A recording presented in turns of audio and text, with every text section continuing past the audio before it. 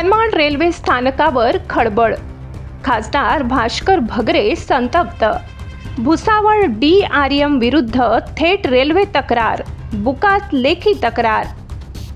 Manmad Kurla Godavari express पूर्ववत सुरू करणे, रेल्वे भूसंपादन, व्यापारी व प्रवाशांच्या विविध प्रलंबित प्रश्नांवर चर्चा करण्यासाठी आज मनमाड जंक्शन येथे आयोजित करण्यात आलेली महत्त्वपूर्ण बैठक अखेर रेल्वे प्रशासनाच्या निष्काळजीपणामुळे रद्द करण्यात आली. भुसावळ विभागाचे विभागीय रेल्वे व्यवस्थापक पुनीत अग्रवाल हे बैठकीला गैरहजर राहिल्याने दिंडोरी लोकसभा मतदारसंघाचे खासदार भास्कर भगरे प्रचंड संतप्त झाले. त्यांनी थेट रेल्वेच्या तक्रार पुस्तकात DRM विरोधात लेखी तक्रार नोंदवत रेल्वे प्रशासनाचा निषेध केला. यावेळी संतप्त नागरिक, व्यापारी व विविध पक्षांच्या कार्यकर्त्यांनी रेल्वे प्रशासनाच्या विरोधात जोरदार घोषणाबाजी करत वॉकआउट केले. हा मनमाडकरांचा आणि खासदार म्हणून माझा अपमान. खासदार भगरे यांनी स्पष्ट शब्दात सांगितले की मनमाड कुर्ला गोदावरी एक्सप्रेस ही नाशिक जिल्ह्याची जीवनदायिनी आहे. कोरोना काळात बंद झालेली ही गाडी आजतागायत सुरू करण्यात आलेली नाही. रेल्वे मंत्र्यांकडे वारंवार पाठपुरावा करूनही रेल्वे प्रशासन दखल घेत नाही. त्यांनी पुढे सांगितले की मनमाड, लासलगाव, निफाड, नाशिक या सर्व भागातील प्रवासी आजही त्रस्त आहेत. धुळे मुंबई गाडीला जागा मिळत नाही. प्रवाशांच्या समस्या गंभीर आहेत. तरीही इतक्या महत्त्वाच्या बैठकीला DRM गैरहजर राहणे म्हणजे जनतेचा अपमान आहे. भूसंपादनावरही संताप. रेल्वेकडून सुरू असलेल्या भूसंपादन प्रक्रियेमुळे व्यापारी व नागरिकांमध्ये मोठी नाराजी असून अनेक अडचणी प्रलंबित आहेत. यावर चर्चा होणे अपेक्षित होते, मात्र DRM गैरहजर राहिल्याने सर्व प्रश्न रखडले. रेल्वे मंत्र्यांकडे तक्रार करणार, या प्रकाराची चौकशी व्हावी आणि संबंधित अधिकाऱ्यांवर कारवाई व्हावी यासाठी आपण थेट रेल्वे मंत्र्यांकडे तक्रार करणार असल्याचे खासदार भगरे यांनी जाहीर केले. यावेळी ॲडव्होकेट सुधाकर मोरे, महेंद्र बोरसे, गणेश धात्रक, सुनील पाटील, अशोक व्यवहारे, अजय खरोटे, कृष्णा पगारे, राजाभाऊ पारीख, SM भाले, नरेंद्र कांबळे, झुंजार भारमल, कल्पेश बेदमुथा यांच्यासह मोठ्या संख्येने नागरिक उपस्थित होते. अभियान आपल्या संपूर्ण देशामध्ये चालू केलेलं आहे की याची जागृती व्हावी, लोकांना याचं महत्त्व कळावं.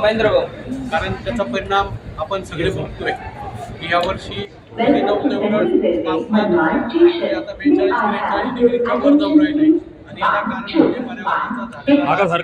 म्हणजे पर्यावरणाचा झालेला आपल्याला अतिशय पुढची जर पिढी वाढवायची असेल तर आतापासूनच आपल्याला सुरुवात करावी लागणार आहे. ही शपथ घेण्यापाठीमागे हेतू हाच आहे की याची जाणीव आपल्याला व्हावी. चालणार नाही तर आपण झाडं लावली पाहिजे, झाडं लावून चालणार नाही तर वाढवली पाहिजे किंवा पर्यावरणाची करणारे जे घटक आहे ते आपल्याकडून कमी होतील या दृष्टीने प्रयत्न करणे गरजेचे आहे.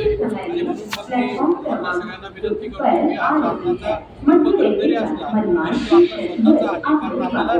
कारण आपल्याला शेवटी आपल्याला जगायचे किंवा येणाऱ्या पिढीला आपल्याला जगवायचे. आणि मी जी प्रतिज्ञा म्हणतोय त्यासाठी सगळ्यांनी पुढे हात करा आणि मी म्हणतो त्या पद्धतीने पाठिंबा. केंद्र सरकारने रात्रीतनं पेट्रोल आणि डिझेलच्या किमतीमध्ये 3-3 रुपयांनी वाढ केली. महागाई अगोदरच वाढलेली, काय सांगणार? हे सर्वसामान्य जनतेच्या दृष्टीने अत्यंत वाईट आहे. कारण युद्ध सुरू झालं तर त्याच वेळेस जनतेला जाणीव झालेली होती की अशा पद्धतीचा निर्णय घेतले जातील, परंतु निवडणुका डोळ्यावर समोर ठेवून आतापर्यंत निर्णय घेतला नव्हता. आणि काल परवा आपण बघितलं की देशाचे पंतप्रधान मोदयांनी तेल कमी खा, सोनं खरेदी करू नका, गाड्यांनी फिरू नका अशा प्रकारच्या वल्गना करायला सुरुवात केली. आणि त्याच वेळेस जनतेच्या किंवा सर्वसामान्य लोकांच्या लक्षात आलं की आता पेट्रोल डिझेलचे भाव वाढणार आणि पेट्रोल डिझेलचे भाव गाड्या म्हणजे आपण पेट्रोल डिझेल गाडीला लागतंय, परंतु पेट्रोल डिझेलचे भाव वाढले की आपोआप बाजारपेठेमध्ये सगळ्याच गोष्टींचे भाव वाढतात आणि त्याचा फटका सर्वसामान्य जनतेला बसतो.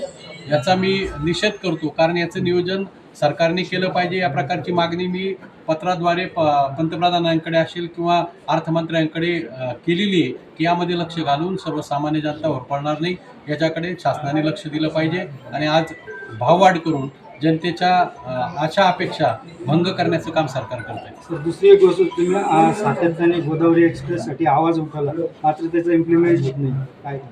जसं निवडून आलो तेव्हापासून मी सातत्याने रेल्वे मिनिस्टर असतील किंवा GMची नागपूरला झालेली बैठक असेल किंवा जे DRM असतील यांना भेटून की मनमाड किंवा या पंचक्रोशीची या तालुक्याची जीवनवाहिनी म्हणून गोदावरी एक्सप्रेसकडे बघितलं जात होतं, परंतु सरकारने ती गाडी धुळ्याला नेली आणि धुळ्यावरून येताना मी 2-4 वेळा इथे येऊन बघितलं. सकाळी 8:30 वाजेच्या जवळपास गाडी असते त्यावेळेस बघितलं की बसायला जागा नाही आहे किंवा आज लासलगाव स्टेशनची बातमीसुद्धा आलेली आहे की बसायला जागा नसते आणि म्हणून आपली जी मागणी मनमाडकरांची की गोदावरी एक्सप्रेस पुन्हा चालू झाली पाहिजे, परंतु सातत्याने रेल्वे मिनिस्ट्री काही त्याला प्रतिसाद देत नाही. आजही तोच विषय पहिल्यांदा सुरुवात करून आणि मग बाकीचे विषय घेणार.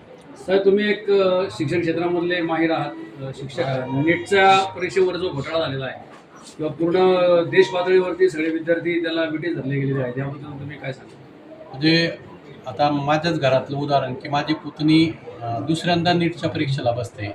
2 वर्षापासून ती तयारी करते आणि करून तिला आता मी विचारलं तर पेपर चांगला गेलेला आहे. आता अशा अनेक मुलांचे की तो पेपर चांगला गेला परंतु अशा चुकीच्या गोष्टी होतात आणि त्या करण्यामध्ये जे असतील त्यांच्यावरती तर कडक कारवाई झालीच पाहिजे, परंतु हे विद्यार्थ्यांच्या दृष्टीने अत्यंत चुकीचं आहे. कारण तयारी केल्यानंतर ती मुलं कुठंतरी रिलॅक्स झाली होती आणि अचानक काल परवा सांगितलं की आता परत परीक्षा होणार, म्हणजे परत अभ्यासाला लागून शेवटी त्यांचं जे सातत्य आहे त्या ठिकाणी कमी झालेलं आहे आणि म्हणून शासनाने अशा जे दोषी आहेत त्यांच्यावरती कडक कारवाई केली पाहिजे आणि अशा प्रकारचे गुन्हे हे शिक्षण क्षेत्रामध्ये तरी झाले नाही पाहिजे याच्याकडे काळजी घेतली पाहिजे.